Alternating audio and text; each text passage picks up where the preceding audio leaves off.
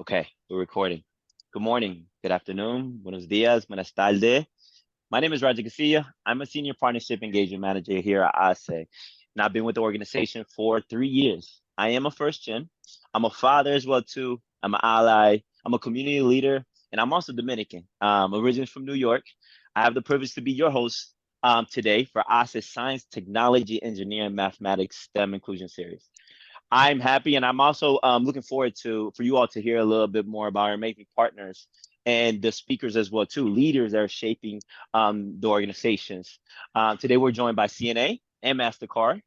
In this event, you'll be able to acquire company-specific insight, get a feel for the work culture, so get to get more insight what it is to work for these organizations. Also, you'll be able to learn to and discover attributes that can make you an ideal candidate in these organizations as well too. Afterwards, we have a transition to where you'll connect with recruiters and employees for each of the organization today. And that was what the agenda was, which was the second PowerPoint that I was supposed to share with you. But I want to make sure that everyone is using the chat to network, speak to rep. These are the opportunity for you to connect with a lot of the organizations that you may be interested or been looking at LinkedIn. Opportunities to ask the questions. This is the space we've created. Also, please also use the chat for any Q&A to submit any of your questions. We do have some poll questions during the event, so want to make sure you engage and get to know more of you, who you are as well too today. So let's get right to it. So welcome. This is an ASE event. For those who are familiar with ASE, welcome back. For those who are new, welcome to the ASE Familia. ASE stands for Hispanic Alliance for Career Enhancement. And while primarily serves the Hispanic community, we're not exclusive to it because we understand what makes our life colorful and this world colorful is all the diversity. And so the more we get to know more of each other and are opening to listening, that's how we progress in there. So I am happy to be a part of this organization that promotes that and welcomes that. Founded in 1982, ASE has been driving change for 42 years. So that's the math. 1982 subtracted 42 years. While our mission remains constant the same, our approach has empowering Latino Latinx in the workforce has evolved. We welcome and trust resource, expert pipeline for corporations to seek engaging development and retain diverse Latinx professionals. Another part of that I get to oversee as well too here is the Career Center. So our Career Center has over 16,000 employers with over 84,000 job openings currently right now.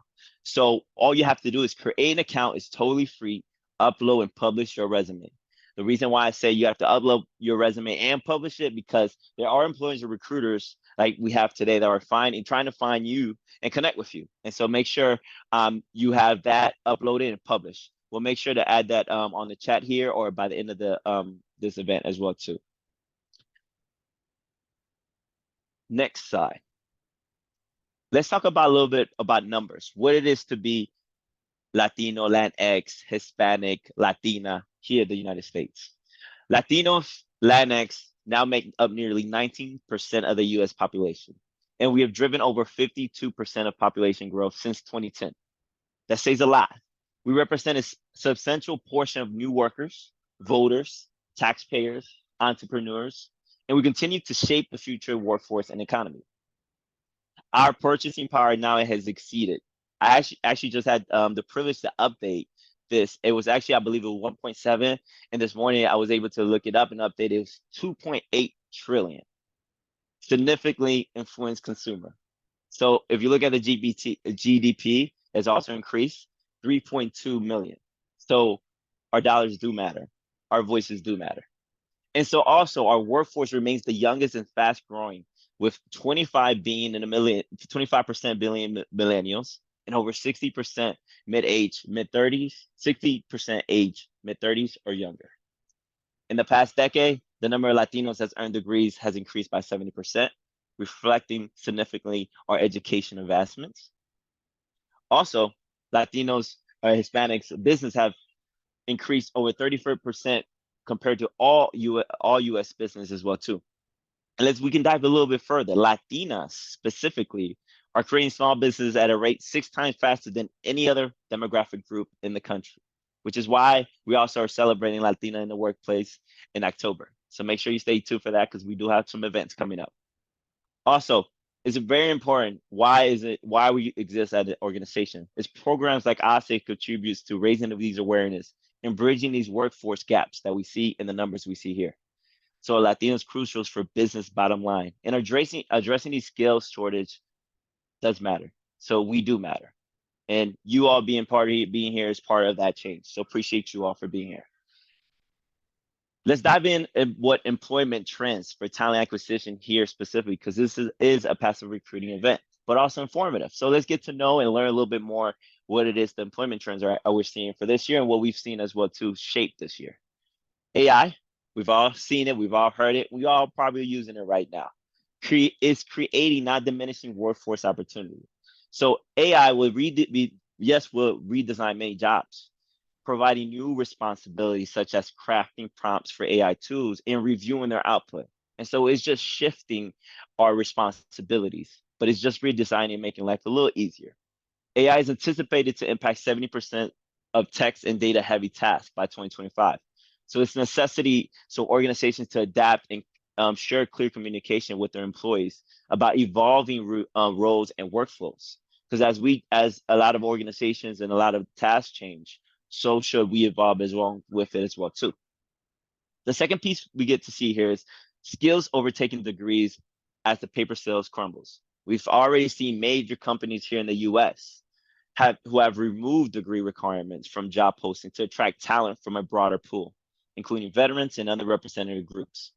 This shift responds to both a tight labor market and declining undergraduate programs, and expanding the apprenticeship initiatives to meet talent needs as well too. The other piece here that we get to speak about and what we get to live here is a DEI. Is a talk we hear every day, is a talk we're hearing now. DEI does not disappear. It becomes the way we work. So despite initial corporate attention, there's a growing disillusionment with DEI efforts, with 2 in 5 employees feeling alienated by their organization's strategy. So companies are shifting towards embedding DEI throughout the organization, moving away from treating it as a standalone initiative instead of integrating into a key objective in daily operation.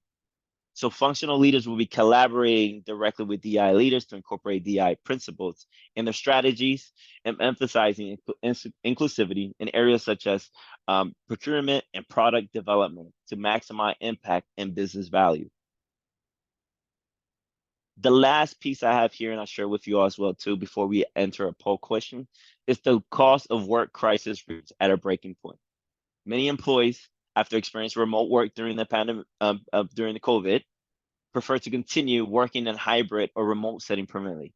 So despite this preference, 63% of employees have increased the required days of the office in the last year, leading to a little pushback from employees who now recognize the costs associated with the daily office commute. So to attract and retain talent, organizations we see have been addressed the cost of work directly by either sharing the burden of returning to the office or finding ways to reduce overall costs, such as offering caregiving benefits, housing subsidies, or not on-site amenities like childcare and housing. So that was the 2024 trends, which I'm sure is going to evolve by the end of the year. But we wanted to share that information and keep you in the loop as well too. Now, enough of me sharing, enough of probably my voice. You're probably tired already. Let's share a poll question. We want to get to know you who's on the call today. So I have a question today. What motivates you most in considering a new job opportunity? We want to get you involved, engaged. So let me get this poll fired up here. First one. Let me launch it. Please, everyone. And then I'll share. I'll give everyone about 60 seconds, and then I'll share the results to see what motivates you most in considering a new job opportunity. Is it competitive salary benefits, opportunities for growth and advancement, impact and contribute to meaningful cause or mission, or flexibility, as I mentioned, remote option or work hours? All right. I said 60 seconds. You got a couple more seconds here.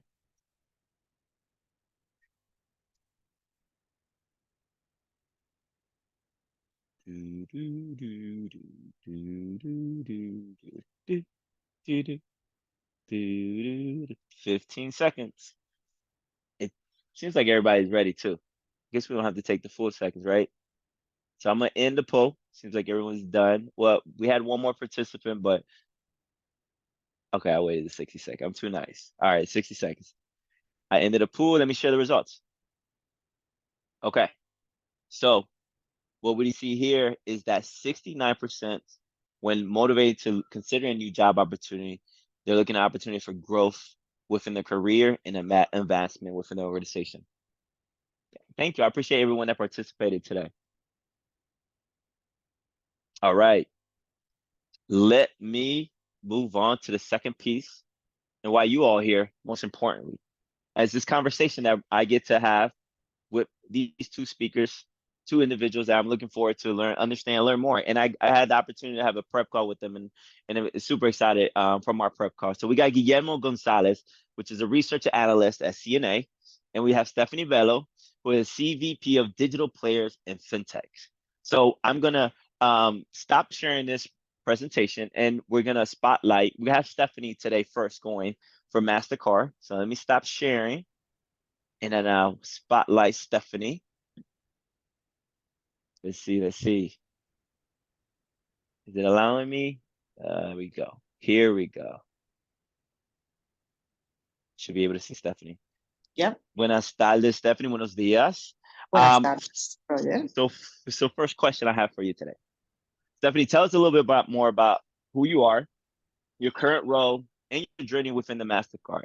I will also play along with me here. I also add this question. It's like, share a little bit more about your journey to what got you here. Because I think we got to that point during the conversation at prep call. And I think it's very important that we talked about how that journey and perspective allows individuals to see themselves or sometimes be like, oh, I've been through that and can overcome, which I also got the opportunity to talk with Guillermo. So just tell a little bit more about yourself and your journey along the MasterCard and what got you to this point here. Absolutely. First of all, buenas tardes. Good afternoon to everyone. As Roger mentioned, my name is Stephanie Bello. I am originally from the Dominican Republic. I came to the US to study many years ago. And well, as you guys can see, my path changed and I stay here, even though I had plans to return back to my country. I'm married. I have one son. His name is Nicolas. I speak four different languages. And I tell you that I have my dream job. I'm doing precisely what I think I'm meant to do, and I love every day of it. Um, so, once again, Roger, thank you for having me. And it's an honor to be with the Latinx community and family. So, looking forward to having a open discussion. So, please feel free to ask me any questions that you may have, either now or later. So, talking a little bit about my journey, as I said, I came to the US. I actually studied at Manhattanville College. And I was looking for a company that could relate to my values, to my ethic, and who I am. And I did several internships, went through different interviews, but the company where I felt that I had the best match, it was with MasterCard. And the reasons why, it was because it was a company that it had a foundation on decency, on inclusivity, on diversity, not only on thought, but look and feel and background from people from all over the world. At the end of the day, we're an organization that serves millions of people on a daily basis. So it's important for us to have diversity within our organization and a company that is a force for good. We believe in doing well by doing good. I saw that one of the options you had there was contributing to the world. Personally, that's a passion of mine and one that I'm a big believer. It's not only about coming to work, but it's how can we make a difference in the world with what we do on a day-to-day basis. As I mentioned, I've been here 15 years. It's quite some time, right? But it's been an exciting journey, and it doesn't feel like 15 years because MasterCard has given me the opportunity to be part of different business units. So I've been in prepaid, in debit, consulting, account management, business development, and we encourage our employees to try to learn new skill sets or to evolve their skill sets to continue challenging them. Beyond that, I've had the opportunity to be in different parts of the world. I am, as I said, I speak four languages. I believe I'm a global citizen. So having the ability to be in North America, then I did a lot of work in Asia where I had to travel to Singapore, Thailand, Vietnam, South Korea, learn about the Asian culture, how they work, how they operate, how they do business, which is very different from North America.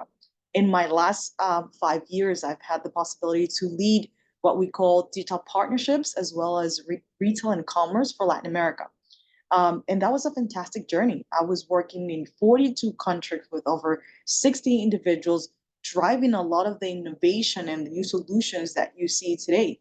And fresh out of the oven, I just transitioned this week to a new role, given all the amazing work that my team and I have done in Latin America to now lead digital partnerships as well as fintech in the US. So having that diversity and being able to move across business unit, across different part of the world, just makes me a better citizen. It makes me a more rounded employee and one that can contribute and add so much value to the organization and to the world. Beyond that, I'm very passionate about Latinos. I'm very passionate about women, the LGBTQ community. So I try to reinforce that here at MasterCard, whether it is doing mentorship, whether it is part of being one of the executive committees, um, and contributing to our employees and working very closely with them. So that's part of, why I've been here so long. It feels like I'm working for a big company. We're 33,000 employees. When we started, we were 7,000 employees. So you can talk about the growth that the organization has had. But also, it feels that I'm like within a startup because I get to work with some of the coolest brands on a day-to-day basis: Google, Uber, Amazon, Facebook, Meta, brands from Latin America, Mercado Pago, Latam, amongst others. So that's why I keep saying that I have the best job, because I get to innovate, co-create, and work with our partners very closely. Separately from MasterCard, as I said, I'm very passionate about diversity. I'm also part of the board of CodeArt, which is an organization that focuses a lot on how do we empower young girls to learn about STEM and coding through art. So to me, it was a very unique and different way to help young girls. And in addition to that, if I tell you a little bit more about what Stephanie, as I said, I'm very passionate about giving back to the world and focus on financial inclusion. And given all the work that I have done throughout the years here at MasterCard, last year I was recognized as one of the most powerful Latinas by Alpha. I was recognized by the World Economic Forum as one of the top young global leaders that is actually changing the world. I was recognized by Forbes as one of the top 50 women making a difference. So as a Latina, as a woman, I feel very proud. And I want to see more women and Latinos as well in my shoes. And hopefully I can serve as a guidance or as an example to a lot of them. When we look at the stats today, only 8% of Latinos are in STEM. And when we look at women, it's only 2%. So imagine the opportunities and the possibilities that we have to get there. So I believe that with organizations such as MasterCard and CNA and others that are here at the table are pushing us, that are giving us the opportunity, the mentorship, and the necessary tools to succeed, we'll be able to grow that number or that percentage in the years to come. Long answer, but I know you had a lot of questions in there. No, I love it. I love the global citizenship. I love that. It's beautiful, and I'm glad you addressed it as well too, because your title did change from when we first started having a conversation to now, and you just proved the evolution that's happening and how you involved it within the organization as well too. And so, thank you for sharing that a little bit more. One thing is the second question part here for you is, what are the quality or attributes that a candidate needs to have to be successful in your line of business, or when you're looking for someone in your team? What would that be for you? I think that's such an interesting question. There are some basic skills that we learned, and we can continue to evolve on those basic skills through courses, through programs, through classes. But to me, what matters the most is that attitude. And your question started, what is the attitude? I want to see people that are hungry, that are eager to learn, that want to grow their career, that are interested in pushing the boundaries, that ask questions, that they're not just convinced with the status quo. They want to look for more. I think those are the kind of attitudes that I'm looking for, because I think that's what's going to challenge us, and that's what's going to help us bring the best of us and the best of our organization. No, I appreciate it. No, thank you so much. It's showing coming up as you are, and I appreciate you as a leader as well too. And congratulations on those awards because you're breathing it, you're living it, and you're showing it as wherever you stand as well too. And I think as leaders like you is that making that hope and that impact in our community to we there's a possibility and there's individuals as you living it and doing it. So thank you so much for being that role And model. and Roger, if I complement that, right? So I said the attitudes, and there's things that you learn. And I think in today's world, especially if you're in STEM, you constantly need to be learning and re-educating yourself. I can tell you what I knew about payment 15 years ago versus 10 years ago versus 5 or 3 years ago is completely different of what I'm seeing today because we have so much technology, right? 5 years ago or 10 years ago, perhaps the industry wasn't talking about AI or other solutions as we're talking today. So I think it's very important to also continue to learn and continue to look for those opportunities where you can expand your skill set. Yes, no, I agree. We're still in a life and we always will, you know. So thank you so much, Stephanie, for sharing. Give a round of applause to Stephanie and make sure you're also staying connected. If add Stephanie on LinkedIn as well too. But thank you for those answers and being here for today, showing up. Next up, let's remove the spotlights. I mean, Guillermo. Good afternoon. Guillermo Gonzalez have today. Guillermo, the floor is yours. As a research analyst, tell us a little bit more who Guillermo Gonzalez is, your current role in CNA as well too, and what gotten you to this to where you at today. Hello, everyone. Um, I'm Guillermo. I'm a research analyst. That's what we call the data scientist at CNA. I work in the data science division for the data science predictive analytics team, and I've been working here for about 3 years now. In November, it'll be 3 years, so pretty close. Um, I guess I want to tell you a little bit about myself, my journey to get to CNA, which is a little bit, it's a very roundabout way of getting to where I am now. I grew up in the DFW, in the Dallas-Fort Worth area in Texas, in a small town, half an hour away, um, out almost like farmland. Uh, that left me to, I had animals growing up like cattle and, you know, chickens and things like that. So I was always interested in science, and I always had an aptitude for math. So I thought those were very fun things for me, fun subjects that I enjoyed.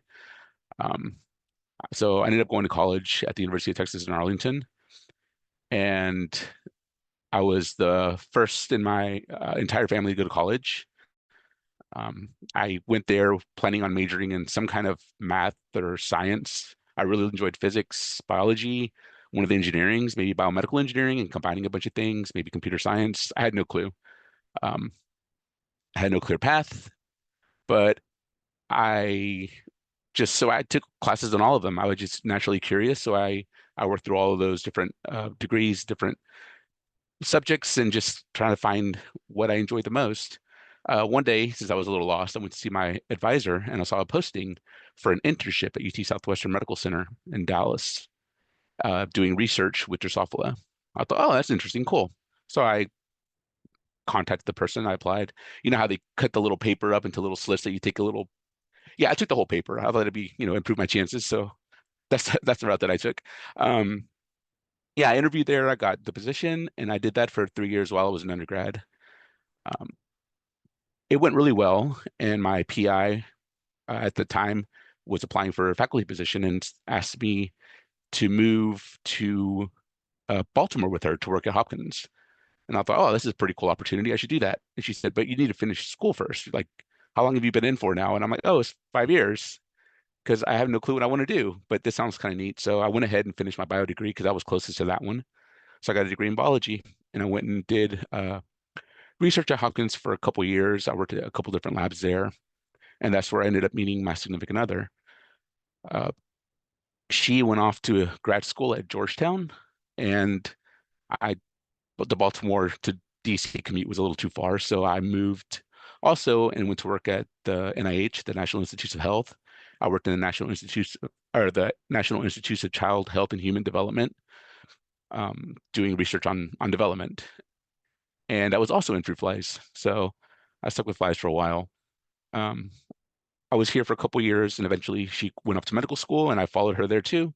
So we went to Little Rock. So I worked at the University of Arkansas for medical sciences doing research in drugs of abuse, specifically methamphetamine, trying to create vaccines or different forms of therapeutics that we could potentially save lives. Someone comes to a hospital that's overdosed on meth, we could give them some kind of therapy that would cancel out those effects, and it would just, save their life. I thought it was kind of neat. Uh, it was kind of interesting we worked with mice and rats at that time.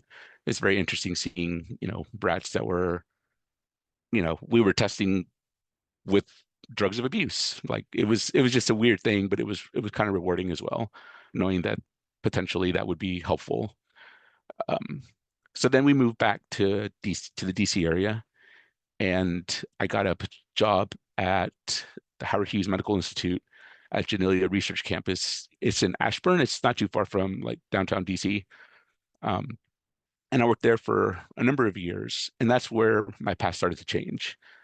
I realized that biology was becoming very heavily computational, and I'd been doing academic research for a while, and I realized that during that time I also got a master's in biology because I thought I could try to advance my skill set, but at the same time I was falling behind. Computational biology was becoming a lot more prominent in all fields of well, I can honestly say of science, because they're doing that. They're using computational biology or computational um, work in chemistry and physics and everything in all sciences. So I felt like I was falling a little bit behind. So I decided to apply for a master's degree, and I got a master's of data science at Syracuse while I was working.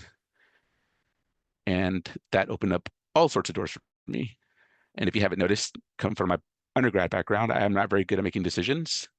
So I didn't know what I wanted to do. Could I continue? I could continue in science easily and use my data science degree for that, but I've been doing that for so long. I wanted to see what else is out there. So I decided to um, apply just everywhere and anywhere. And I came across CNA because it's a small nonprofit organization. And from everything that I'd read, it does a really good job of working with like new hires, new data analysts fresh out of college. Even though I had been in the work industry for a while, I also recognized that I did not have the skill set as a data scientist of, someone with a lot of experience at this point, even though, I've been working. So I thought this would be a good opportunity for me to learn from others, learn from peers that were going through the same process that I was going through, and yeah, just tried something completely new. There's nothing more different than being an FFRDC that's helping the Navy from basic biomedical research, right? So I took a risk and I applied for a position as an associate research analyst. I went through the interview process, and it worked out well. I got the position. I thought the team was super supportive and good. So in retrospect, maybe it wasn't a big risk. Um, yeah, the training with the new analyst was really good. So it was a great learning opportunity for me. And I saw there's a lot of potential there. Since then, I've been promoted once, so I'm no longer an associate data analyst. I'm a data scientist associate. Sorry, data scientist or research associate. Um, some of the cool perks that we have at our job are, we get to travel often. I got to go to Panama to see how the Panama Navy works. We have a field program where people can go, or field program or exercises that people can go out with the Navy, with the military, and kind of shadow them and kind of work alongside the officers to see what our day-to-day life, how our day-to-day analysis and work that we're doing is actually impacting what they're doing as well. So yeah, I think those are very unique things for DSD and for CNA specifically. And I like that we can contribute and um, do a lot of things that are also there's a lot of good opportunity for growth. I am like one of the mentorship coordinators there. I could do events like this, and yeah, it's a very fun, supportive environment. Thank you, Guillermo. Thank you for sharing your story as well too, and sharing like the opportunities you get to now. I think your story shared that you may seem like you didn't know what you was doing, but the awareness got you where you at now. And so I think that's the willpower and understanding that we all have that within us as well too. You just had the courage and will. It's like, hey, I want to try something new. I don't know where it's gonna take me, but this is where you at, and how you feel is very important. I think that's what you share. Like you seem like you're very happy, you're with your significant other, but also you're working and enjoying yourself as well too. So I appreciate you for sharing your story because I can many of us can connect along that journey as well too, from where you started to where you're at now. So appreciate it, and thank you for sharing the opportunity as well too that CNA gets to do, like Panama, getting to see that. That's sometimes behind the scenes things that we only see on TV. But thank you so much. The second question we Yep. do have is the candidates attributes for CNA. How what it makes it a successful individual in your business of online or someone in your team. What makes the individual successful, or what are the needs or traits or even characteristics or attributes that individuals need to be in your role? I think two of the things that helped me even get the position to begin with is actually I know one of them for a fact is our vice president that I interviewed with told me that he likes the fact that I was willing to continue to learn. I had already had an advanced degree in one field, and I got a second advanced degree in a different field just because I was curious about it. So that curiosity and continuous desire to improve yourself and to learn is something that they value greatly. We have a lot of opportunities for that. We have a time that we spend sending people to do specific trainings. Actually, last week I went to a Scrum training to help. It's like a programmer developing kind of agile uh, way of thinking and of trying to improve processes that they sent me to train to so I can come back and bring those skill set to the rest of our team. But also, yeah, being curious and just trying to move forward and keep up with technology because technology is always changing. And in the data science division, at least, we're definitely trying to stay at the front of that and not fall behind and try to catch up later. Probably the other main attribute that's important would be just being a team player. A lot of the work that we do are a lot of the work that we do in teams, and not even outside of my division or outside of my team specifically. We work with other divisions and help them do analysis. This morning, I had a meeting with somebody from a completely different division that's actually doing medical device work that I'm doing some analysis for them. They're not in our division, and it's kind of like a cross-divisional effort that we're working on, but that's something that I feel is super important. Our team has a bunch of people that are economists, data scientists, computer scientists. I have a former biology background. We have at least one like straight math person, a couple of statisticians. So it's a very diverse group in that sense. Being able to communicate your ideas and work together is super important and very valued. No, I love that. And I think it connected with also what Stephanie shared and the first part of the constant learning. And that's what your journey and what you shared along has been, the curiosity and constant learning. And then the second piece is the teamwork, the cross-functioning of communication, thinking, and working together. And to what Stephanie's been able to travel and find that within other communities in other countries is that cross function as well too, which is some of the attributes you can find a CNA that they um, appreciate. So this second part we're gonna have here is anyone have any question? Thank you so much, Guillermo, for sharing your answer and sharing your story as well too. The second piece that we're gonna have open here is any question for Stephanie or Guillermo before we open the breakout room. Let me stop spotlighting you, Guillermo. Sorry. Thank you. Um, any questions for Stephanie or Guillermo specifically on what they spoke about for any job opportunities? We're going to hold on for the breakout room, but definitely want to create space for if you have any question for Stephanie or Guillermo, feel free to add it on the chat as well too, if you don't want to come off mute. It can be personal, it can be professional, it can be Yes. about career. Open mic. Yes, is a space for us to grow, evolve, and learn from each other.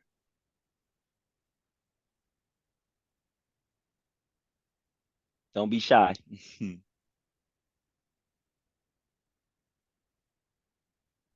What four languages do you speak, Stephanie?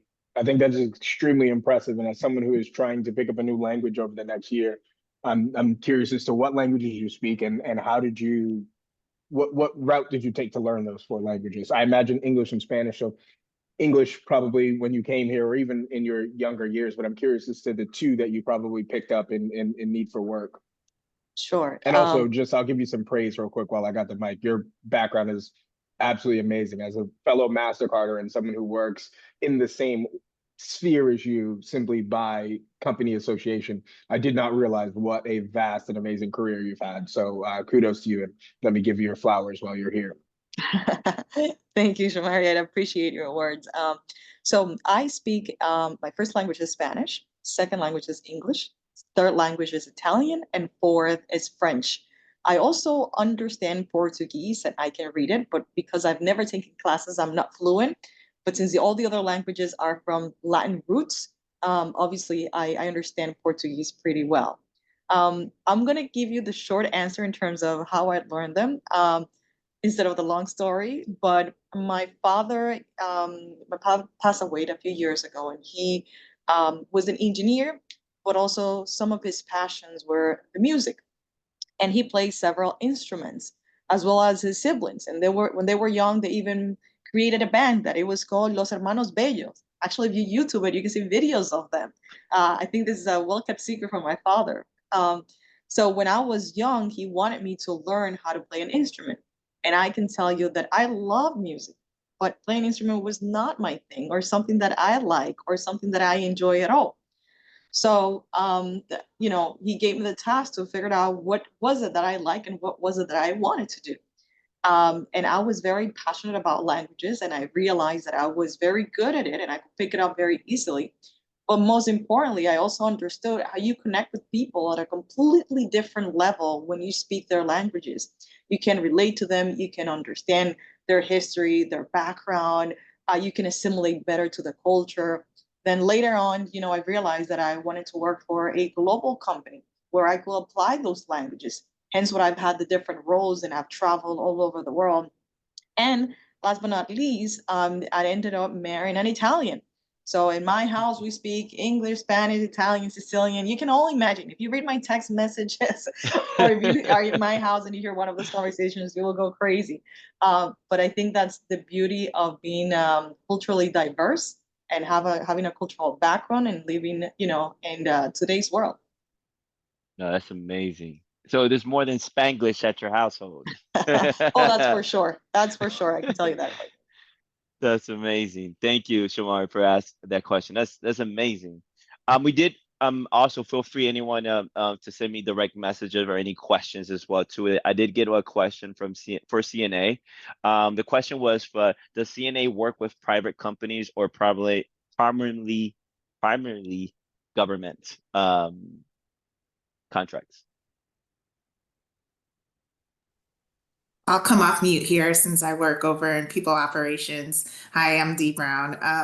So CNA primarily supports a lot of federally funded type research for different government entities as well as the military, as Guillermo has mentioned. However, we do research privately and also work with smaller government. So working with police departments throughout the United States, looking at policing procedures and budget allocations and things like that, and really doing the surveys and research into that to figure out what are people within communities seeking from their police departments. So there's things that we always say our goal is the safety and security of our nation. That's what we do, right?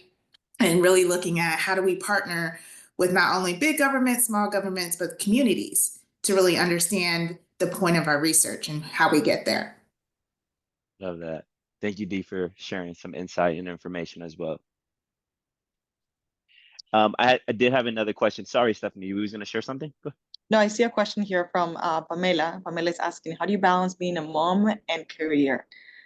That's such a good question, Pamela. And I think, number one, it's not easy. And I'm not only a mom or having my career, I'm also a friend, I'm also a daughter, right? As a Hispanic, a lot of us have our parents that depend on us, whether it's taking them to the doctor to translate what the doctor is saying, whether it's paying the bills because they can or don't know how to do it, whether it is, you name it.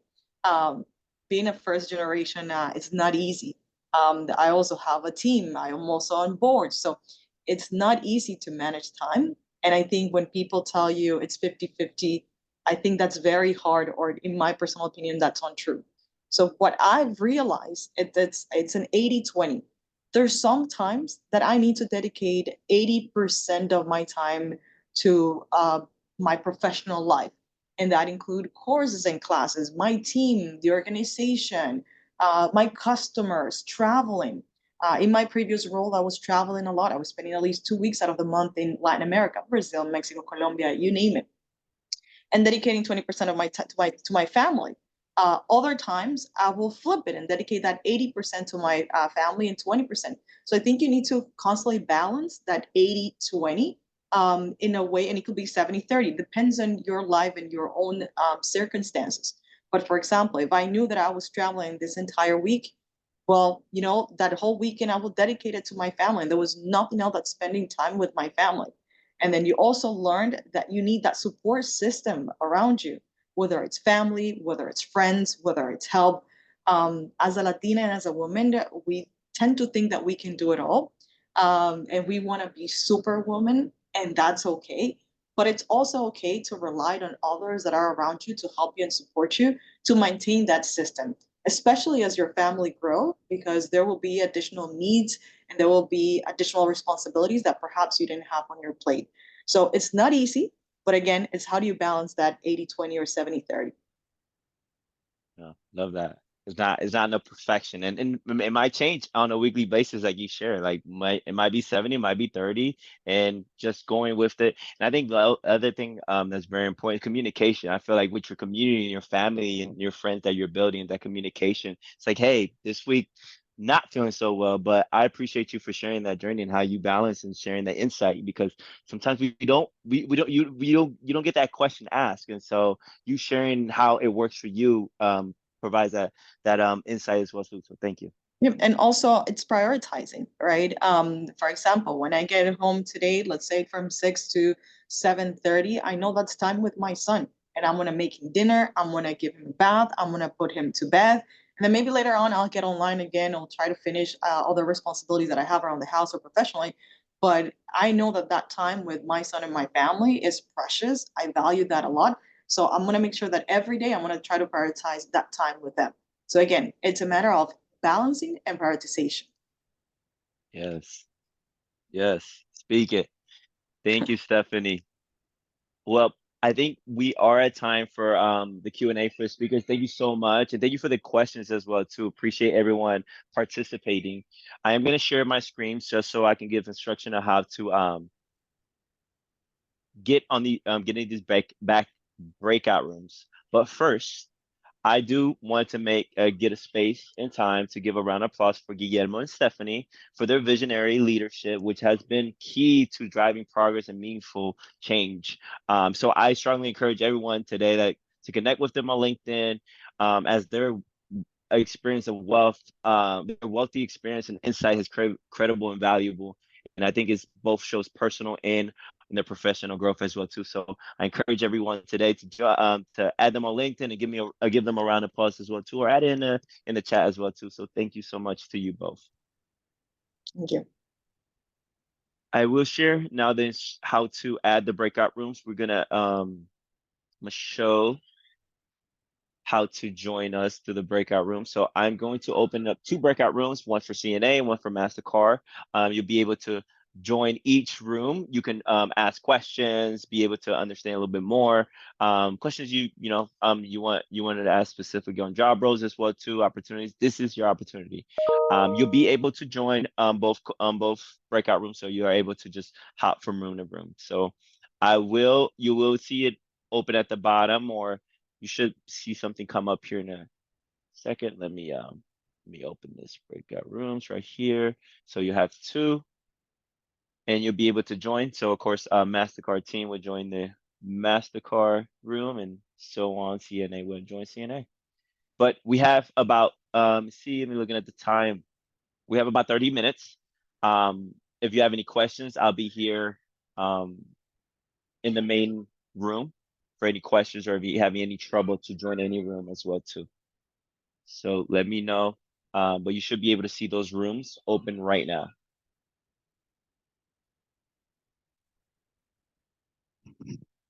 Let me know if you're not seeing the breakout rooms at the bottom of the platform. I don't see them. I can assign you Shamaria. Let's see. I got you. Thank you. Yes, sir. There you go.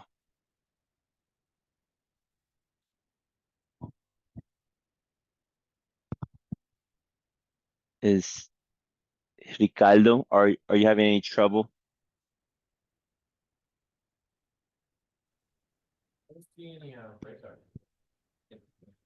I'm sorry? Oh, I see the breakout. Sorry, it was in the more section. No, I see Yeah, it. no, okay, perfect.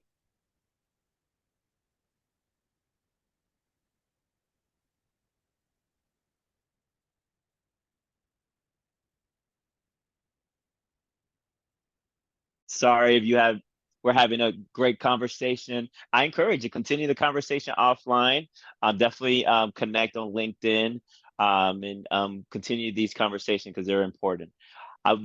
Before we end this event, one thing I did forget is to share the second poll here that I had for you all. So let's do it now. So the second one is, which aspect of a company's culture matters most to you when evaluating a potential employer? So like I'm going to launch it here. Let's go back. Second one. Here we go. Yes. How does everyone feel about this question number 2? Appreciate it for everyone participating. Which aspect of a company's culture matters most to you? Yes. Majority of the team answers. I will share it. I will end the poll and share it to everyone.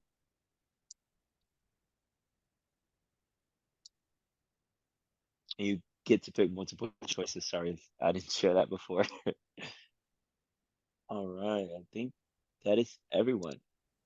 Roger, thank goodness there's multiple choices, because that was a really hard list to be like, just this one. I want all of them. Right. No, that would not be fair. I did the That same would thing not- the first time. I clicked like 4, I'm not even gonna lie. You always gotta test. You gotta test it. It's like, can I choose? I went to them all? school Because for graphic and web design. I'm clicking everything on every yeah, page there just you to make go. sure. There you go. Test it. So I'm sharing the results. We're seeing 73% with transparency and open communication, diversity, equity, inclusion, and I'm sure the leadership support and mentorship. Sure that these all can be in high percentage, and I appreciate everyone for sharing a little bit more what you value most, because I think it's important sometimes to for individuals to see that as well, and anyone that's watching this recording as well too. So thank you everyone for participating today. I'll stop sharing this. Some upcoming events. Want to share some upcoming events. Like I mentioned, hopefully everyone enjoyed. Had a fruitful conversation. Sounds like you all did. Some upcoming events that we have coming here at ASE in October. We do have some November and December as well too. But October coming up, we have Building Latina Wealth Junta Summit, which is going to be in person in Chicago. So if you're in Chicago, traveling to Chicago around October 3, we'd love to have you there. I think we have some available seats. You'll have to register, see if that's still available. But I know it was sign up was really quick. So that is happening in Chicago, Illinois. The second one is virtual. So if it's for a virtual career fair that we're having here for students, early career, and recent grads. If you know anyone, pass the information. We also been posting about it. Feel free to share the information as well too. Sharing is caring, especially vital information as this as well too. And then the last piece with the Latinos in the Workplace Inclusion Series continues October 29th. So love to have you all there, part of that conversation as well too. But other than that, that was all we have for you all today. I appreciate again for your time, your energy, your words as well too, and creating this space and so valuable, and also being heard as well too. Thank you to CNA and MasterCard, Guillermo, Stephanie, and the team. I appreciate you both and the organization as well too. Thank you so much. Any final remarks, Stephanie, Guillermo, that you want to leave us with, or just anything? Just thank you for the opportunity. It's been a pleasure meeting you all. Please feel free to reach out to myself, Christina, Cindy, the rest of the team that is here supporting you. We're more than happy to continue the discussion. And just know that there's still a lot of opportunities for us, for Latinos. And I'm looking forward to seeing you all in the industry collaborating, working together so we can rise together. Right. If I Thank can you. add a piece of advice as well, when you had that event coming up around equal pay day, don't say no to yourself. So as a recruiter, I tell candidates all the time, when your recruiter asks you, how much money do you want to make? In your mind, you're thinking, well, I make 110 right now, so I'll take 100. Don't tell me 100. Tell me you want to make 125, because I will then say, oh yeah, that's within the range of where I'm at. Or I'd be like, oh, actually, I can't get you to 125, but I'm going to be around 115, 120. Will that work for you? You never want to say no to yourself, because we could always say, oh, I'm actually going to be even like, I'm going to be around more like 110. You'll be like, okay, great, I can make that work. Because in your mind, you're asking for more than where you're already at. And it's hard to adjust to that, right? We're used to saying, oh, I'll take whatever. Do not say no to yourself. Allow me to say no, but ask for more, because the recruiter can always say whether we can make that or not. And then you can tell us if it will work or not, but just do not say no to yourself is my biggest piece of advice to people. 1,000% piggybacking on that one, Cindy. I have told so many people during screens when they tell me a number, I'm like, so I'm going to add 10K. Like, yeah. it is so important. I swear to you, it is so important. We are in that stage of just ask for what you're worth. And if you truly feel like that and they don't, then that is not the space for you. And just, thank you everyone for being here. This has been fantastic. Absolutely. Yeah, because we're all should be working together to close that pay gap. October being the equity payday is ridiculous. It's unacceptable. So everything we can do together to make that close that gap is super key. And I'm gonna actually piggyback back on what you're saying, Cindy, being in the recruiting world here. So a great word of advice is, when you don't know what you're looking for, of course, do the research, but go to like salary.com and they always show you what's or Glassdoor, and then they always show you what's in the lower 25%, what's at 50, what's at 75, and what's at the 100 for that role in that area. And always aim for that upper third. You may not get it, but aim for it. And that's a good rule of thumb when you're looking for salary and trying to figure out what you should be asking for. Yeah. And remember, in a lot of states in the US, recruiters are not allowed to ask you, how much are you currently making? We can ask you, how much would you like to make? Not every state has that pay law, but a lot of them do. So just assume that this is going to be right, and just take that approach to say, why don't you tell me where you're at? Make them tell you, because we will, as recruiters, we'll tell you. We want to be transparent because we want to make it easy for you to say yes at the end. Love that. Gems, straight from recruiters, straight from the organizations. This is why we create this space. I appreciate you for sharing that. Thank you so much. And I'm so glad we're recording this as well too. So thank you, team, for sharing. That's why we created this. Let's continue to decrease that gap and continue to evolve and grow together. I appreciate everyone. May you all have a strong rest of the day, rest of the week as well too. Thank you. Thank you, Roger. Thank you, everyone. Bye. Thanks, everybody. Bye. Take care, everyone. Bye-bye. Take care, Thank everyone. you.